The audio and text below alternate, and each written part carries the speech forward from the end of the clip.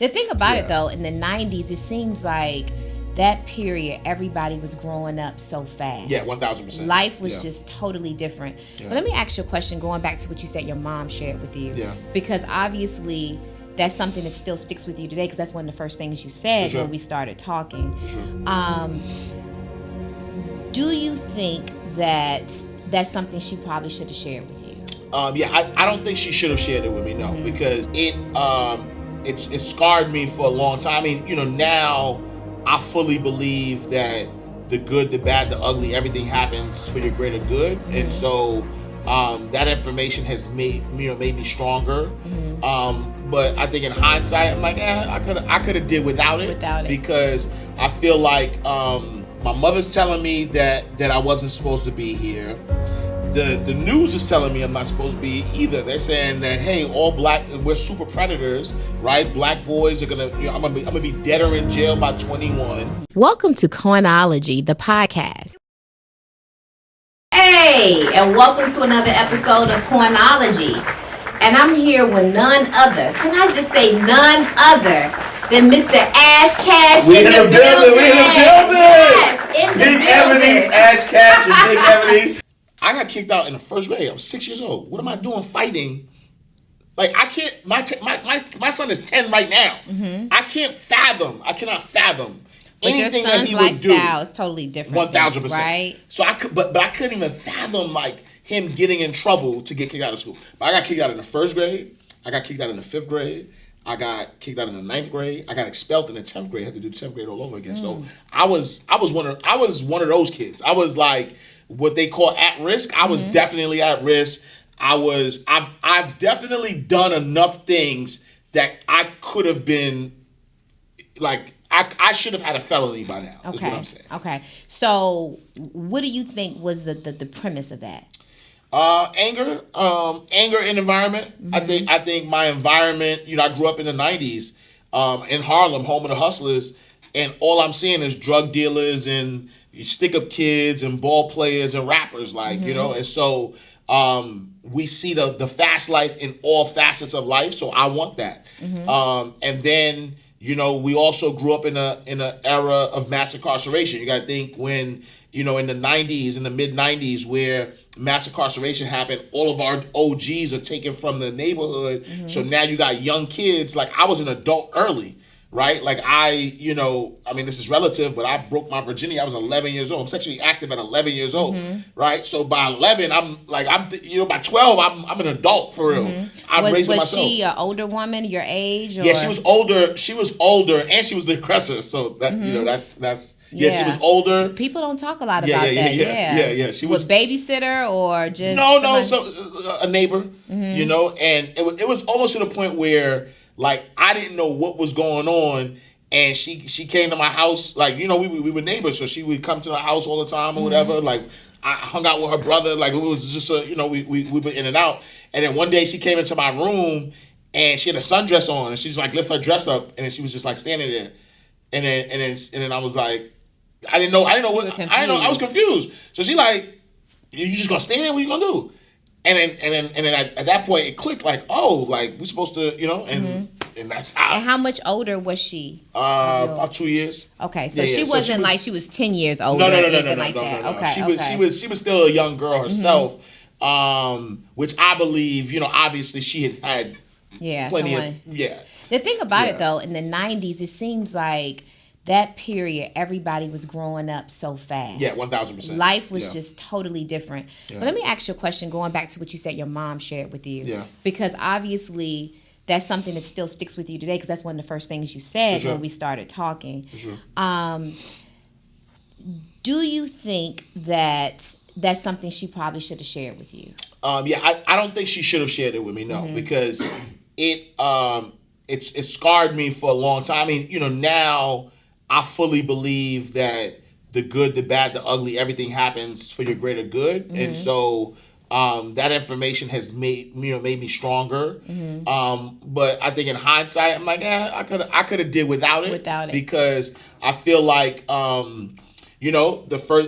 think part of that first half of my life, you got to think, my mother's telling me that I wasn't supposed to be here. The news is telling me I'm not supposed to be either. They're saying that, hey, all black, we're super predators, right? Black boys are gonna, I'm gonna be dead or in jail by 21, and so I'm acting out, right? There's no hope, right? And school is telling you don't belong here. They try to put me in special ed. My goodness. Yeah. So, I was so bad, which I now know I have a ADHD, right? So I'm adult ADHD. So it's more my ADHD that was kicking in because y'all got me sitting down in a room and I can't learn that way. I need to be up and out. Well, they say black young men are more active anyway, Correct. right? So they need to have more outlets to move around, and most learning environments don't create in that format. Yep. Yeah. So, all right. So now you know you have ADHD, which was a contributing factor of that. Yep. Okay. So you're going through school. How are your grades during this time? Horrible. My grades are horrible. Man, like I said, I was fighting a lot, so I got kicked out of school. I went to public school, went to Catholic school, I went to my zone school, I went to all these different schools. It wasn't until my last, when I got expelled, they tried to put me in an alternative school. So first, when I got expelled, they tried to put me in special ed. My mother wasn't having that. And then they put me in an alternative school, which is like all the other bad kids and stuff. But those kids were bad at another level. Those were Rikers Island bad. It was like they didn't know how to deal with. I remember back in the 90s, it was either you were in just the regular educational class, and anything outside of that, they put everybody in special ed class. So you had people who actually had special educational needs, and then you also had people who may have had, some type of deformity or something of that magnitude, all in one class. Learning the same thing at the same time. Exactly. They just really didn't know what to do. They didn't know what to do, And so when I finally, when I went after that year of expulsion, I went to a new school. I decided I wasn't gonna do anything to get me kicked out. So I did cut class. I did I was in everybody's lunch period playing spades. You know what I'm saying? So that's how I got really, really good at spades. Okay. Because I spent my whole high school career playing spades. So I did just enough to the point where when it was time to graduate, the only school that would accept me was my community college. So I had to go to community college. So after graduating high school, I went to the Borough of Manhattan Community College. So what made you decide to go to college? If you were a troubled child, right? What did mom say you were going to college? Did you always say I'm going to college? What was it about college? So what wound up happening was I was, I think, 16 years old. And one of my, again, you got to think everybody's locked up, right? So one of my friends becomes a kingpin in the neighborhood. And so he's a year younger than me. So he's 15, I'm 16. And he got the Chevy Tahoe. He got all the girls. He getting all the money. And at that point, I'm like, yo, I need to work for you. And I was in the process of selling drugs. Me and my sister, we're 2 years apart, but we were like thick as thieves. So I tell her, I'm like, yo, I'm about to get some work. I'm about to run my own corner, whatever. And we almost like literally had a fist fight because she was like, nah, mommy, you know what I mean? Mommy's not having that. What is she going to think? Why would you do that? Whatever. And she was very aggressive to me. And I didn't want to argue with her anymore. So I said, yo, so what you want me to do? I said, I'm too young to get a job. I said, you give me a job, I won't hustle. And she was working at Blockbuster Videos at the time. She wound up using her connections and got me a job at Blockbuster Videos. And so I wasn't going to go against my word. So I wound up working at Blockbuster Videos while I was in school. And so by the time I turned 17, senior year, I'm already still at Blockbuster. So now my life is changing. Now I'm like, oh, I'm making legit money. I'm staying out of trouble because I'm not on the block because I go to school and I work. Go to school, go to work. And that literally changed the trajectory of my life. By the time I graduated high school, I was an assistant manager at Blockbuster Videos. So now I got responsibilities. Now I'm looking at life a little differently. Now I'm saying the same energy I was using to get in trouble, I'm using that to really be successful really, really fast. I've always been an entrepreneur, so I was packing bags at 8 years old at the local supermarket. I was selling mixtapes and T-shirts on 125th Street. So I was really good at sales and marketing. So I used that same skill at Blockbuster, and that's how I got promoted really quick. I was always the top seller. Like, they used to have these rewards programs, and I was always the top seller because I knew the gift of gab. My gift of gab came from getting in trouble, so I knew how to get out of stuff. So again, I used that same skill set in a different way to be successful. So Blockbuster gave you something to be proud of. 1,000%. And so now I start looking at life a little differently. So now when it's time to graduate, I'm like, okay, let me further my education to see where else I can go. So that's that exposure means everything, because had your sister not gotten you that opportunity to go into something you probably didn't want to do, correct, you would have never been exposed. So you went off to community college. Yeah. What did you major in? So I started off in computer science because the people were like, oh, that's where all the money is, right? But while I was working at Blockbuster, there was an assistant manager, one of my colleagues, who also worked at Chase Bank as a teller. And one day she came in and she was like, man, Chase is hiring for bankers. I mean, for tellers. So I said, oh, let me, I'm like, I can't go but so far here in Blockbuster. The next step is store manager, and that's it. So I said, I'm gonna just go to Chase. So I went to Chase, and I got hired as a teller. So now I'm already in computer science while working at Chase. I said, that don't make no sense. So I changed my major to finance and banking. Okay. And so I actually finished. I got my degree in finance and banking because I was working at the bank. Okay, so you're not a self-taught guy then. You actually went to school. Yeah, I went to school. Because what I'm finding, Ash, a lot of the quote-unquote experts online right now, are self-taught. Yeah. No matter how you feel about it, but the question is, what are your questions? What are your views on self-taught financial gurus versus someone who went and got the actual foundation? I think there's a space for everybody, right? So I think that there's a space for self-taught gurus to teach. I just think that when it gets to a certain level, they need to pass on, right? So don't position yourself as the expert if you don't know about taxes, if you're not CPA, if you don't have a CFP, if you don't know the specialized knowledge, you shouldn't be purporting yourself as that, right? And for me, as somebody, like you said, so I have an associate's degree in finance and banking. I have my bachelor's degree in entrepreneurship management, right? And so I understand money from a larger perspective, and then even from I was licensed. I had my 63, my life and health insurance license. I studied for my CFP at one time, so I understand finance, well-roundedly and how to truly build wealth. Because again, I managed money for wealthy individuals, so it wasn't just about making the money, right? So a lot of the self-taught financial gurus, what I believe is that when they go online and they're saying financial literacy or financial empowerment or, I'm going to teach you all these things, they're only talking about one aspect of finance, which is making money. Anybody can make money. Making money is the easiest thing ever. Can you manage the money and can you multiply the money? That is the secret. I know tons of people who have made millions of dollars who don't have money right now because they didn't have the other two pieces. They didn't know how to manage money and they didn't know how to multiply money.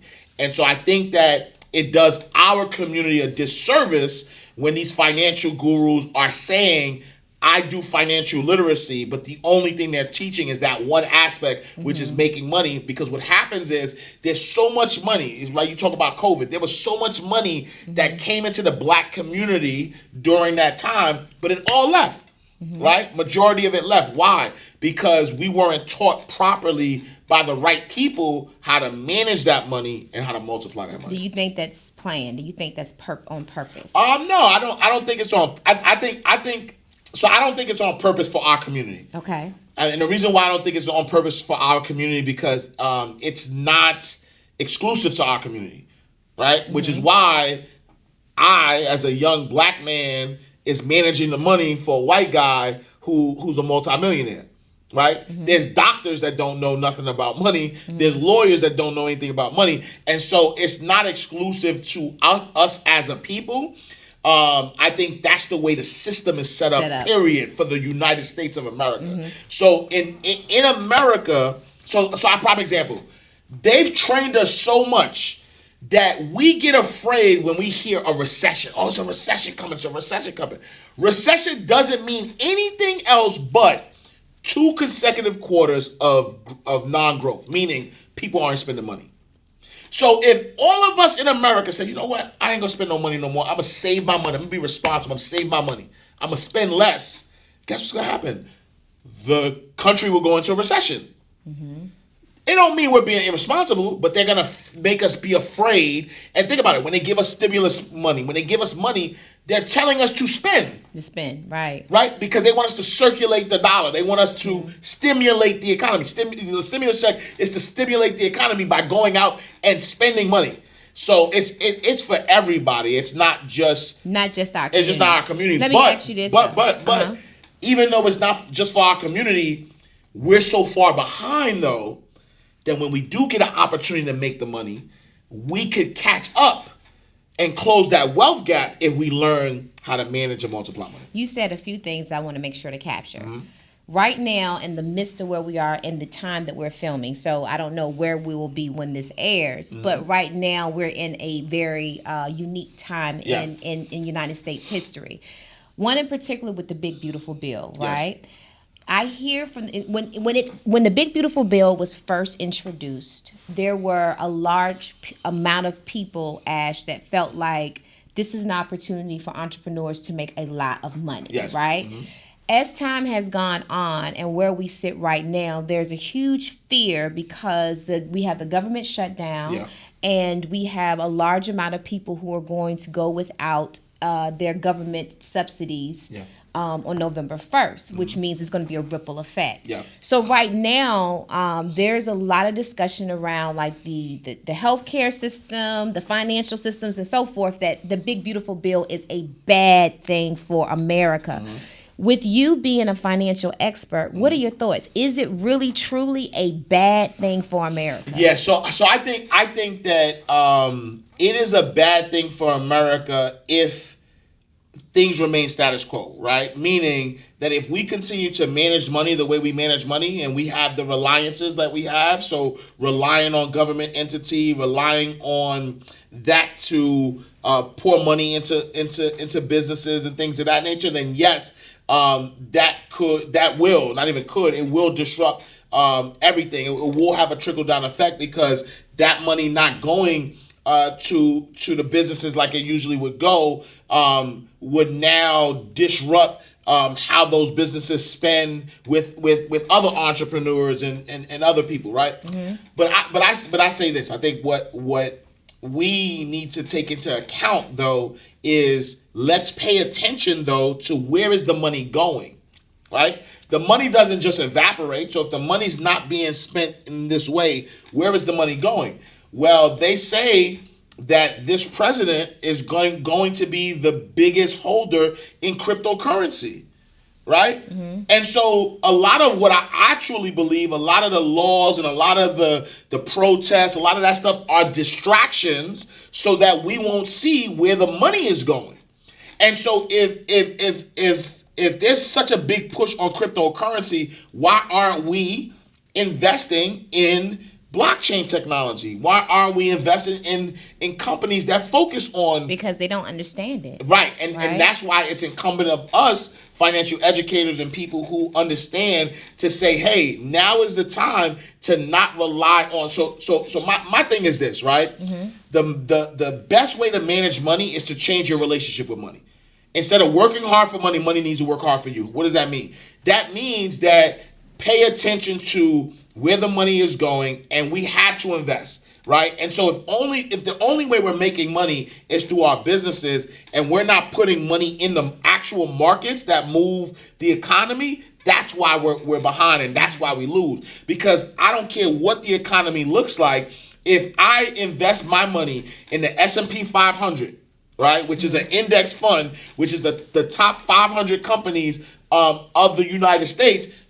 Democrat, Republican, Independent, I don't care. If the S&P 500 go down, then the whole U.S. economy goes down. And so we need to, again, and so now when you're investing your money in that, then now you understand that, all right, my money is actually going to grow because, like let's just say cryptocurrency or whatever other funds that money is being put into, AI and things that are going to take jobs away. But those companies are always going to go up. So that's how you hedge against, being left out by actually putting your money where everybody else is putting their money in. The people who are making money, to follow the wealthy. And I think that you said something I want to make sure that people heard. Yeah. You said AI taking away jobs. Yes. People are afraid. Yes. If you're afraid about AI taking away your job, invest in AI. Invest in AI. Yeah. Therefore, you still make money without having to work. 1,000%. Think about this. Think about. I'm talking about. The truth of the matter is, and this is why, I get, the big beautiful bill could be something detrimental to everyday people, but if we really look at the silver lining, the people who are most at danger are not really us, right? Because think about it. You think about lawyers. AI can replace a lawyer right now, right? Mm-hmm. You think about information that you would get from a doctor. I'm not advising this, but you get all of the highly, the things that people go to school for. AI could think about it really quickly. What can't AI replace? Well, we need electricians, right? Mm-hmm. AI can't be electrician. AI can't be a plumber. All of the trade school, all of the things that you do with your hands, that you can make a lot of money. You can make six figures. They can't do it yet. Not there yet. Could be robots, right? Because they even have robots now that can wash hair, braid. But think about this, though. Think about the time for adoption to that is going to take a longer time. It's going to take longer than right now where, I have a lawyer, right? Mm-hmm. But the truth is, 2 years ago, every contract I needed, I would go to my lawyer, and my lawyer would charge me a fee. Mm-hmm. Everything. If I'm doing a new business relationship, everything. Now, I just need you to look over it. I chat GPT everything, right? So my lawyer bill as an entrepreneur, my lawyer bill is lower now because I don't need you to draft up this agreement no more, right? Matter of fact, and hopefully he's not watching. Just draft up the first one. Right. And then you can replicate. And I can replicate from you there. Get what I'm trying to say? That's right. So I'm saying that anything that you need your brain for is what's going to go first. Mm-hmm. Yes, I think at some point, the other things will go as well. But everything you need your brain for, lawyer, doctor, anything, right? Research, anything, AI can do it. So those jobs are going to leave first, right? So electrician, plumber, hairstylist, all the things you do with your hand, go and do those things right now. Rack up as much money as you can and invest that money in the markets. Yeah, that was one of the things that Barack Obama had stressed when he was in office was everybody should get a trade. Absolutely. I don't care how many degrees you have. He said everyone should have a trade. And I don't know that people understood because no one could see this boom of AI at that time. Yeah. It came out of nowhere, Ash. Yeah. And it's creating an amount of fear in our community because I read something the other day where Bill Gates stated that we will no longer be the workforce. I agree. Yeah. So I said, well, if we don't have jobs, then how will people make money? Yeah.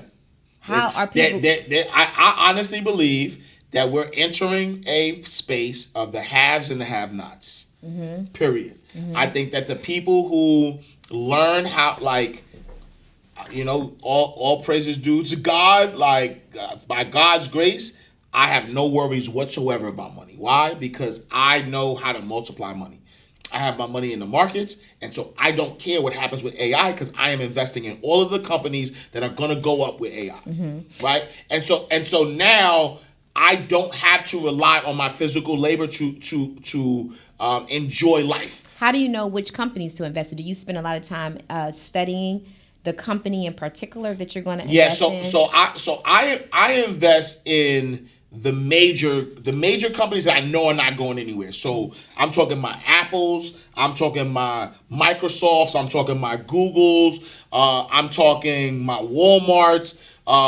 But I did see just recently Ian Dunlap mentioned on Earn Your Leisure that Apple may end up evaporating around by 2030. Did you not see that? Yeah, I didn't see that. I don't know. Okay. I'll do the research on it to make sure. Okay. But a lot of the I have a lot of money in Apple. Actually, I have a lot of money in Apple, Google, Microsoft, and so I've been watching them go up. And then we've recently reshifted some things, right? So now when Nvidia popped up on the scene, which is the major AI company. We put money in that and just kind of keeping. So I would say that there are the major companies that you're going to keep an eye on, right? But then also there are going to be companies that pop up.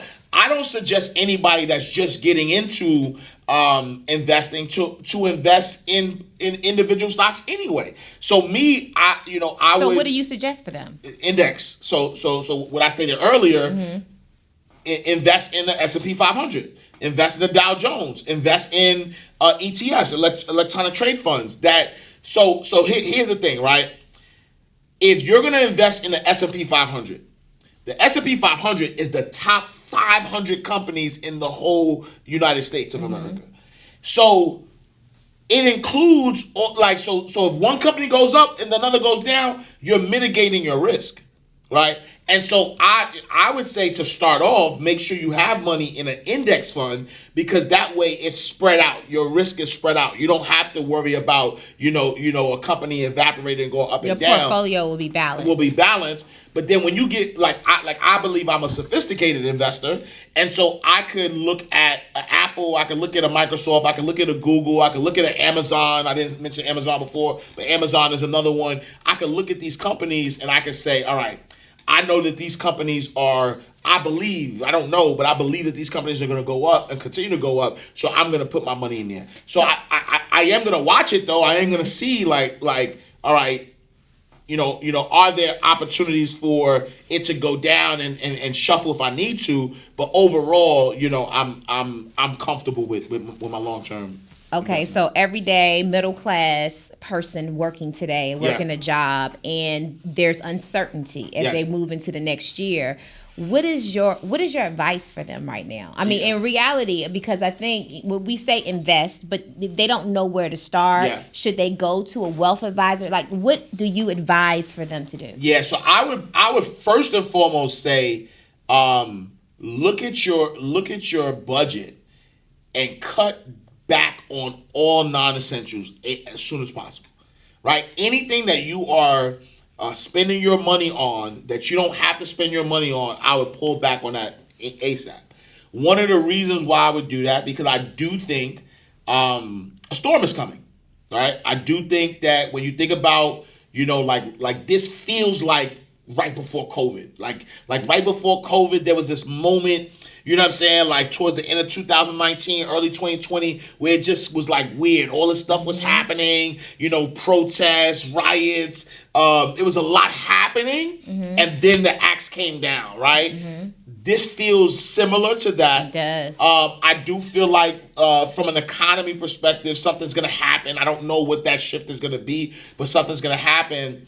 And I think that trying to be as liquid as possible. So for instance, any of my money that's in long-term investing, I'm keeping it there, but I am watching. I'm trying to stay liquid, meaning that I want access to have cash, so that if something does go down, I could take advantage of it, or even think from a perspective of real estate. If real estate goes down, you could potentially find a great deal that has equity in it. If you have the ability to have cash on hand. So I would tell anybody who is not investing or whatever to cut back, try to stack up on money so that when or if the economy takes a shift and if there's a reset that happens, you have the ability to invest low. right? Like you have the ability to catch a company that is a solid company, but the environment or the period that we're in is what is making it on sale. Get into that company if it has sound financials, and you'll be able to now ride back up the wave, right? Because when you think about all the companies that went down during COVID, a lot of them rebounded and probably rebounded quadruple the amount. And so anybody who was smart and who had the information and said, you know what, I'm going to hold on to my money. I'm going to invest in these companies, after, when things start to rebound or while it's at its lowest, they're doing really, really well right now. So that's what I would tell somebody like who has never invested is number one, try to cut back and hold on to your cash. But to your point about where do they go, I would watch Market Mondays. I would watch Wall Street Trapper. I would buy Ash Cash books, right? Because all of these things the information is there. I have a really good book called The Illmatic Investor, right? It's based on Nas, right? So I wrote it during the 30th anniversary of the album Illmatic. But the truth is, Nas has been a person who was able to transform his career from a rapper to an investor. He had a lot of smart investments. Like he invested in Ring, which was $1 billion buyout from Amazon. So I kind of use that to teach people how to actually invest. And so there's a lot of information out there spoken to us in our language. And so I would inundate yourself with the education so that while you're cutting back and you're stacking, when it's time to go, you'll understand when it's time to go. What about those who don't have disposable income? Yeah. They're the everyday working person, and every dollar that comes in goes out to bills. What's going to happen to them? Yeah, they need to they need to stop going out. They need to start saving their money, and they need a side hustle ASAP, right? Because if you are only relying on one source of income, you are committing financial suicide. That you're not safe. I don't care how much you make. You could have an executive position you can make $1 million as an executive. You're not safe. You can make 6 figures as an executive. You're not safe. You can make 30,000, working at your job. You're not safe. Every single person needs multiple streams of income, and so that person who has that job, who is trying to figure things out, immediately work your 9 to 5. But it's time to create your 5 to 9, right? It's time, and now more than ever is the easiest time to make an additional source of income, right? Somebody right now can go to TikTok and sell other people's product on TikTok Shop, right? Like Google TikTok Shop millionaires.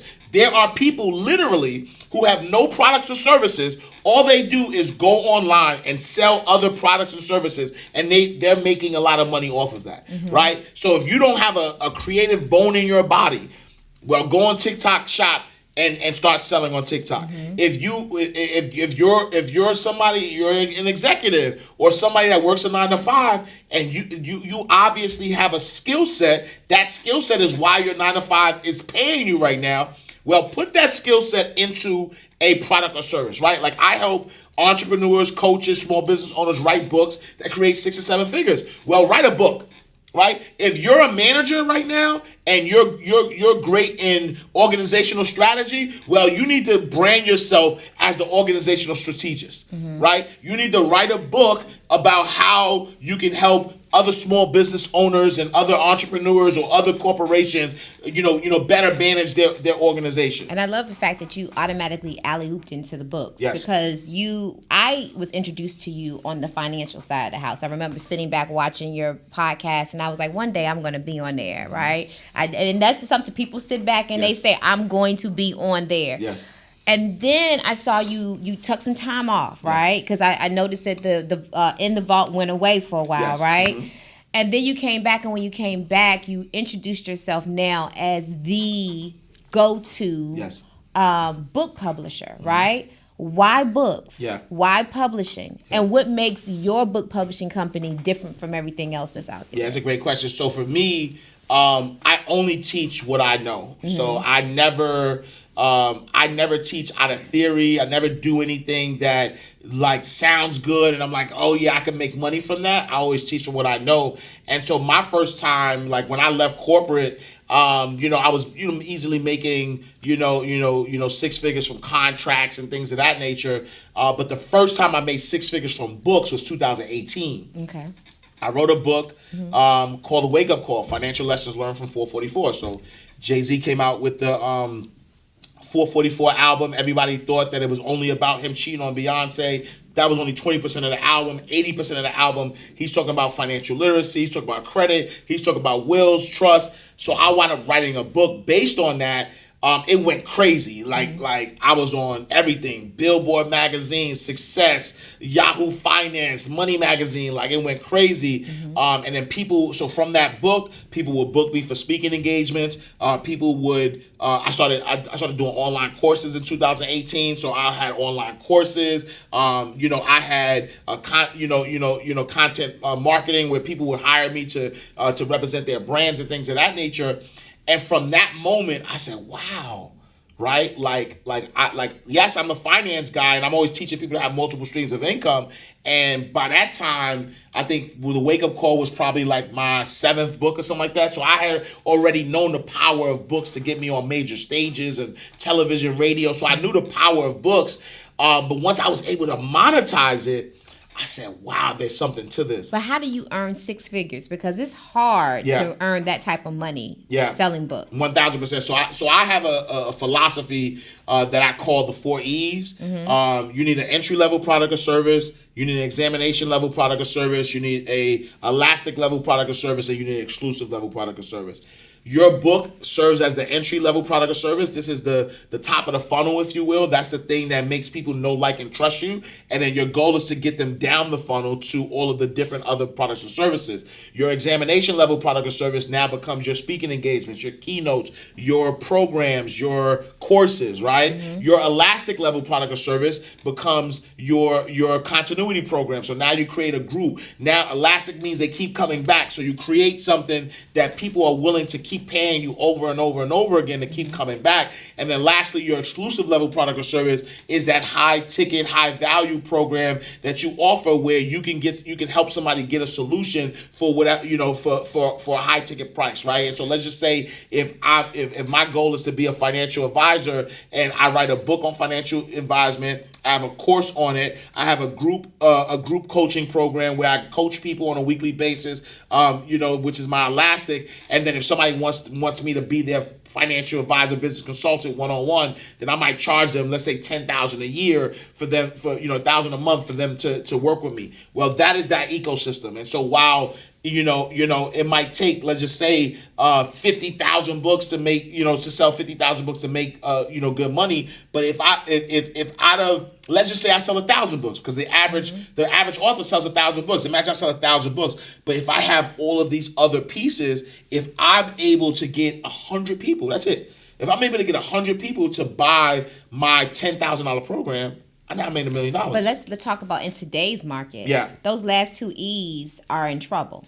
I don't think so. No. So you think that people will still have $10,000 to invest? 1,000%. Really? Yeah, 1,000%. Really? Yeah. So the thing is that I believe. So here's the other piece of it, and here's a market that people don't. There are a lot of young people making millions of dollars right now online, right? Through shopping, through creating other communities, through selling, like I said, like TikTok Shop, so the digital money, the digital landscape is still thriving right now to this day. So the young people are killing it right now. The other piece of the puzzle is the older people, right? The boomers who are now retiring, who have money in their pensions, who have money sitting somewhere, and they're trying to figure out how to stretch that money. And so they're trying to learn how to do that as well. And so you have a bunch of older people who don't want to retire though, right? And so they've been at their jobs 25 years and they're ready to retire those jobs, but now they're in their second leg of the race. So I'm talking the 50-year-olds, the 60-year-olds, and some 70-year-olds are at the second leg of the race. So now they have money and they're willing to pay to get a result faster. I think those are the two. The people in the middle, I think the people in the middle are the ones who are scrambling, trying to figure it out. But young people are making a lot of money, and they need guidance, and the older people need guidance as well. So you don't think they're going to be impacted at all with what's coming in this economy, though? I think they'll be impacted if they are. If they get spooked, they'll be impacted. Mm-hmm. Yes. How do you not get spooked, or should you be spooked? Yeah. Now? No. I don't think you should be spooked. I think you should stop watching the news, get off of social media, and focus on who you are, what you do, and really a laser focus on who you serve. And that's the way you right? Because I have no worries whatsoever. You know why? Because I have a skill. And here's the important thing, right? Mm-hmm. Anybody who's low income in a bad economy has nothing to worry about. Why? Because you ain't got no money anyway. So the only thing you can do is grind and try to figure out how to make money. But if they cutting off SNAP and all that, yeah, it's gonna be a different type of not having no money. No, I get it, right? I get that point, right? But again, if they're cutting out SNAP and you're not doing anything and you're just sitting there and you're worried, then yes, you have a problem. Mm-hmm. But if you are listening to me and if you got time to be in the shade room, you got time to be on TikTok Shop. Mm-hmm. Right? Mm-hmm. And you don't have to, like I'm talking about there's no overhead whatsoever. So anybody who's listening right now who your SNAP is about to get cut off, well, that same phone that you have, go to TikTok Shop and start selling other people's products and services, mm-hmm. right? So those are those people. They still have opportunity. But then you got the ultra wealthy people, right? What happens though is that even if an ultra wealthy person loses 40% of their wealth, they're still ultra wealthy. Again, it's the people in the middle that have something to worry about. And I think that those people in the middle need to not turn on the television. Don't get bombarded with things that you can't control. Try to figure out how can you be valuable to the ultra wealthy. Because when you figure out how to be valuable to the ultra wealthy, I believe that money attracts money. Mm-hmm. I believe that money loves to exchange with value. Mm-hmm. So I don't worry ever about how I can make money. Only thing I worry about is how can I be valuable. Mm-hmm. So I look for people who have money and they're willing to exchange that money with me for my value. Right. And the moment that I could be of value to an ultra wealthy person or someone who makes six figures or above, I never have to worry. So I think that instead of focusing on the things that you really can't control anyway, mm-hmm. right? So you can watch and bombard yourself with all of this stuff anyway. If the world's gonna end, it's gonna end whether I tune into it or not. That's how I believe that. Mm-hmm. And I serve a God that has told me that abundance is my birthright. Abundance is my birthright. Not lack, not worry, not fear, but abundance. So I can have an abundance of anything at any moment. So I really don't care about what the economy is doing. The economy could be slow for other people. It's never going to be slow for me because I only focus on my desires. I'm not focusing on what I don't desire, because the truth of the matter is that you get what you focus on anyway. Right? As a man thinketh, so shall he be. So if I'm paying attention, right, there's always going to be two sides of the coin. Mm-hmm. You know when the most millionaires were made? During the Great Recession. Mm-hmm. And so who do you want to be? Right? Do you want to be the company that goes out of business during a recession, or do you want to be the company that thrives during a recession? Mm-hmm. And so all I need is one example. I don't need to look at what everything is around me and let me assess nope. What company thrived during a bad time? What were they doing? And let me focus on doing that so I could also thrive during that bad time. So your advice is, most recent to us would have been the COVID shutdown. Yep. We should go back and research and study that period, right? And think about it. Think about COVID, right? Think about COVID. When COVID happened, there were a group of people who were worried, and their life continued to decline. But there was a group of people who got busy, who said, regardless of us being home, here is an opportunity. What? Everybody's home? All right, so now I could fill in the blank. And they like, people's lives have been changed during that time. And so what I'm saying is, it's yes, you can research it, but it's also about focus, right? What do you want? And also, I think that the biggest thing I tell people is pay attention to the gap. What is it that people need? Correct. If you can provide a service for what people need, you will never be in lack. 1,000%. Right? 1,000%. So the needs today aren't the same as in 2020. I agree. So we need to assess what is it that people need. So if everybody's running around afraid right now about SNAP or whatever else, what is it that is needed to supplement that in this time? I know Uber and Lyft and Airbnb, all those things were born through COVID, right? Yeah. So what we got to think about what innovative things will come next. Yeah. And I have another question for you. So, United States, I read the other day that our passports have no value anymore, right? They've fallen off the top 10 most desired. There's questions now about the value of our dollar. Many entrepreneurs and wealthy people are leaving the country. Yes. What are your thoughts about people who are saying, you know what, Ash, I'm not staying around here. I'm getting out of here. Yeah. What are your thoughts on that? I think it's smart. I think it's smart. I think that, again, when you look at we're in unprecedented times. We've never seen.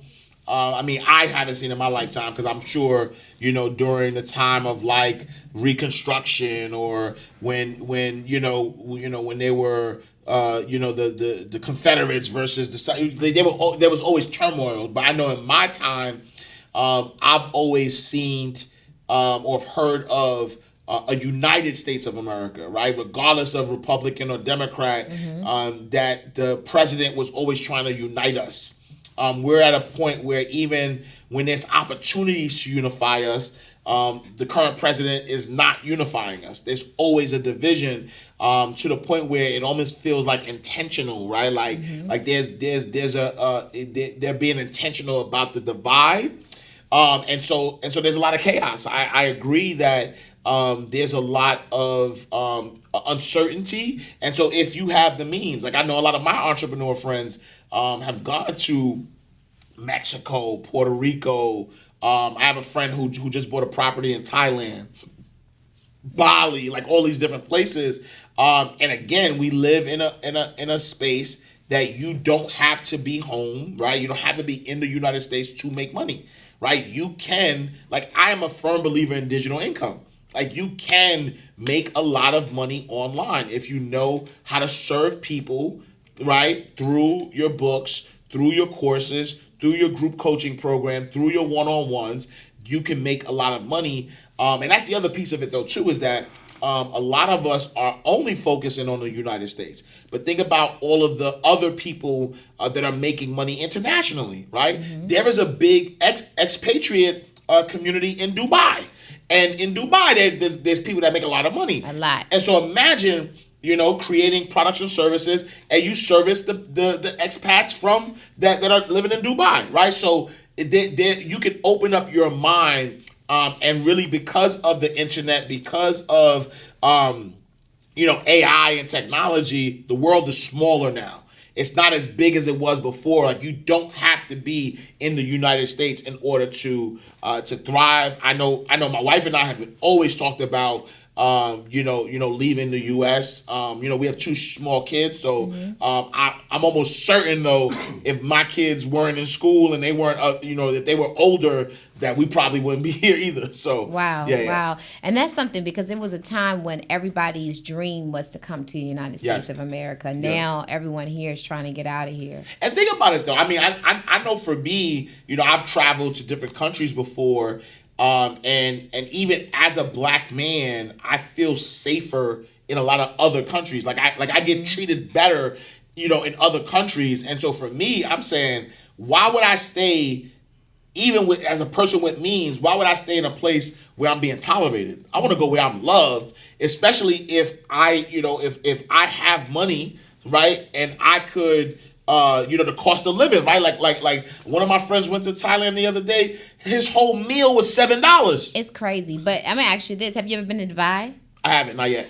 I will tell you, Dubai. It took me 4 months when I came back from Dubai to shake it because it's so beautiful. Yeah, it is so nice, and they tell us that you women can't go over there, you can't be free, you have to. No, I went over there just as I was. Yeah. There, I didn't feel as if I was being monitored, because you're being monitored here, whether you know it or not. You know the facts. And I feel like the biggest lie that they've sold us is that the United States of America is the greatest place on this earth. Yeah. And I will tell you, I went over there, and Dubai made Rodeo Drive look like the hood. Yeah. We've been fed a lot of lies. Absolutely. A lot of lies. Absolutely. A lot of lies. Yeah. So what's next for you, Ash? Yeah, for me, I love media. And so, I still have Inside the Vault, the greatest money mindset show on the planet. I started a new podcast called Crime Pays. I saw that. Yeah. So one of the things, and this is why I love books, right? So I've been writing again for 15 years. I have over 20 books published. Wow. I've sold over 250,000 books independently. One of the things that I never realized is that a lot of my books go behind the wall. So a lot of my incarcerated brothers and sisters would read my books, and they would, I knew this from doing conferences and stuff. They'll come home and they'll be like, man, I bought my first house because of your book. Or, when I was locked up, I read this book and I appreciate you, or whatever. I still get letters from people that's incarcerated. And so one of my mentors, John Hope Bryant, we were having lunch one time, and he was telling me, we were just talking about, the landscape and my future and things of that nature. And he was like, man, you should start a nonprofit organization, teaching formerly incarcerated men and women how to manage their money. And so I did that. I have a nonprofit organization called the Abundance Code. Code stands for Creating Opportunities Despite the Environment. And we teach financial literacy to those who are about to come home. And I've always known podcasts as a great way to promote what you got going on. And so I wanted to reach that community. And so me and my brother Jay White, Jay White, who does government contracting. He was incarcerated once for about 2 years. And so we came together and we said, hey, we should do this show together. But not glorifying crime. This is why we call it Crime Pays, because crime pays everybody except the person doing the crime. And so we did the show. Our goal is to interview formerly incarcerated men and women who came home and were able to thrive beyond the wall, so we could show people who are in a similar situation that their life isn't over after incarceration. So it's not to promote whatever that crime was that they did. No. It's really to talk about what have they done after they've been released, and really just how they thrive, so they could be the example. In all fairness, too, most of the people that I've met that have been the most successful have either been incarcerated or they dropped out of high school. Absolutely, yeah. And it's primarily because they don't have anything else to fall back on. Correct. They have to make it do what it do. Correct. So I think that is an excellent idea, because you have to stop living off of excuses and figure out a way. If this person spent 15 years behind bars and now they're out being a multimillionaire, and you haven't spent any time behind bars, and you can't even go down, we got a problem here. Exactly. But that financial literacy is what you're talking about. Before we close out, though, Ash, when meeting as many entrepreneurs as you meet, what is the biggest mistake that you find with entrepreneurs today as it relates to their financial portfolio? I think the biggest mistake is relying on the income that's coming in, and not setting up proper protocols to multiply their money, right? And so a lot of entrepreneurs believe that the good times are always going to be good. And so they're into spending more money to try to keep the income coming in, and not taking enough of that money out. So there's a good book that's called Profit First. A lot of people are not taking their profit first and investing that profit so that they can hedge against the bad times.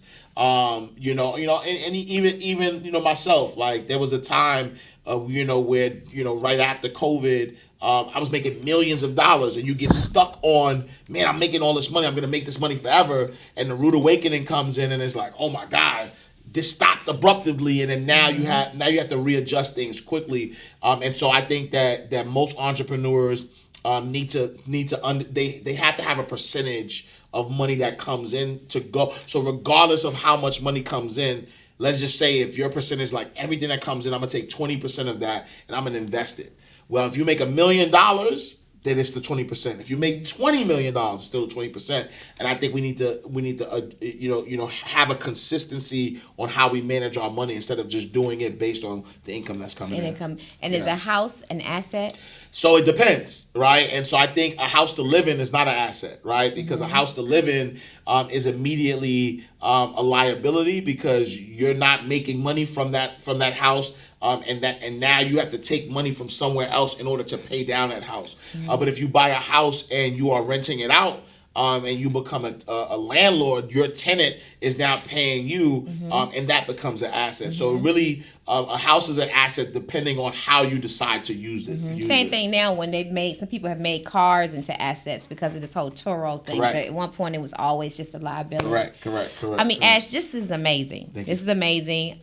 You are still taking clients. If someone says, I'm confused, yes, I have no idea, and I need help, do they still contact you, or are you now sending them out? Yeah, 1,000%. I mean, if so if someone needs help, what I've done, because I value my time, I've created group coaching programs where people can go into my programs. I have something called the Abundance Community where we're teaching people how to manage their money better. And so they can go to theabundancecommunity.com, or they can go to my website, iamashcash.com. And then all of my programs are there. But then also, if they want to write a book and want to learn how to make multiple streams of income, they can email us, right? info@onebrickpublishing.com. That's the number one, BRICK publishing.com.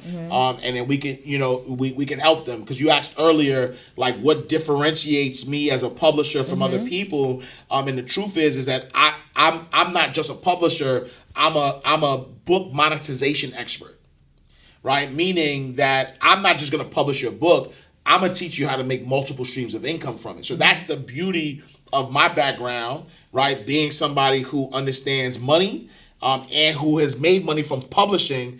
I mix those two together, and I can teach you how to make multiple streams of income from your book. So let me just ask this. So for someone who says, okay, I have a great idea, I have a book, do they have to pay up front, or is that something, or do you get a percentage of the sales on the back end? How does that work? Yeah, so it really depends, right? And so for me, if it's somebody who I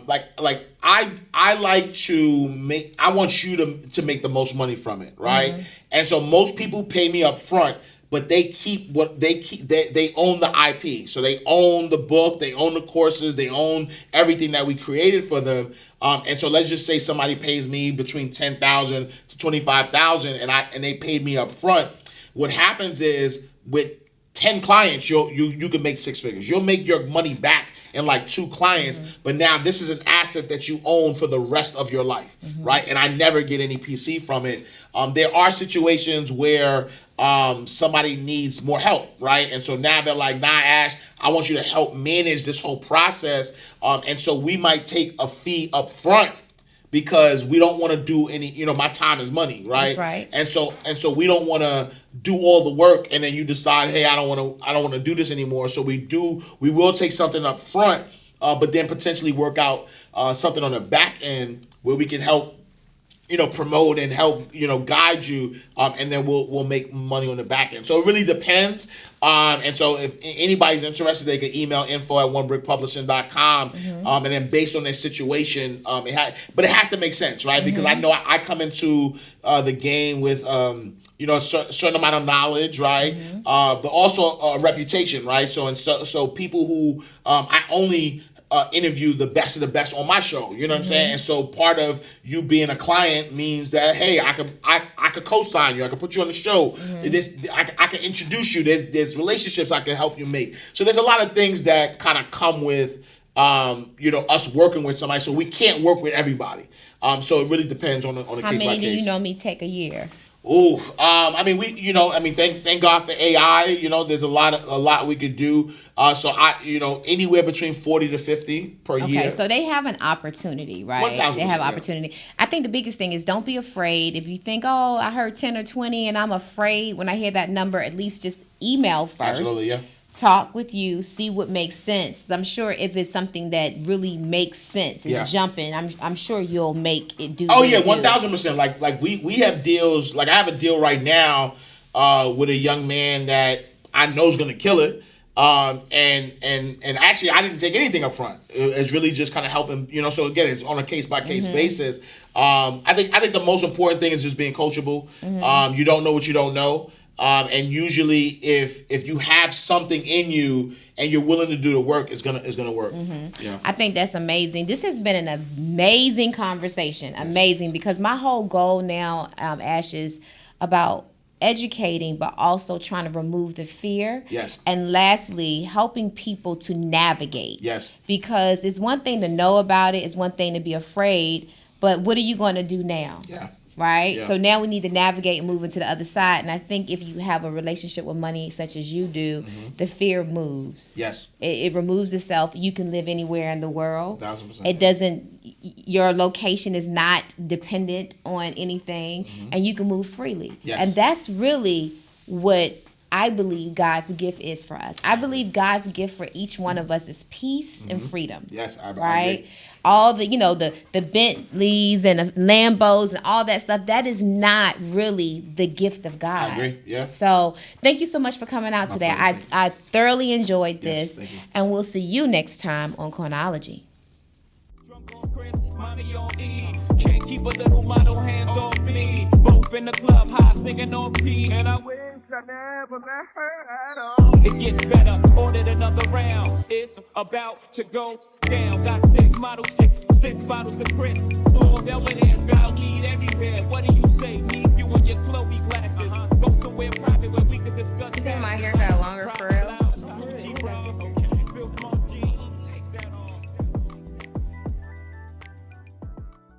Welcome to Coinology, the podcast.